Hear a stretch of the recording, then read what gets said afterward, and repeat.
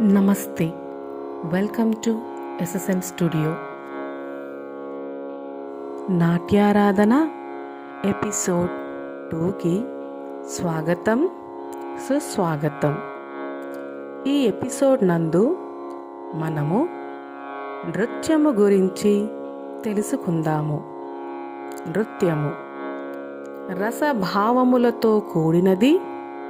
గీతములోని సాహిత్యము యొక్క అర్థమును వివిధ భంగిమలతో, కళ్ళతో, హస్తపాద విన్యాసముతో ఆడునటువంటిది. ఇందు ప్రదర్శింపబడే ప్రతి ముద్ర భావాన్ని సూచిస్తుంది. ఉదాహరణ, శ్రీరాముణ్ణి ప్రదర్శించాలి అంటే ఎడమ చేత శిఖరహస్తమును, కుడి చేత కపితహస్తమును పట్టినచో శ్రీరామావతారము ప్రదర్శితమగును.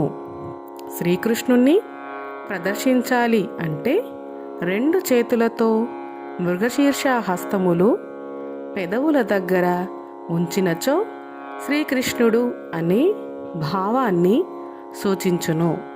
నృత్యము రస, భావ, తాళ, లయ సమన్వితము.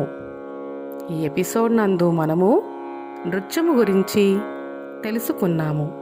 తదుపరి ఎపిసోడ్ నందు నాట్యము గురించి తెలుసుకుందాము. నమస్కారము.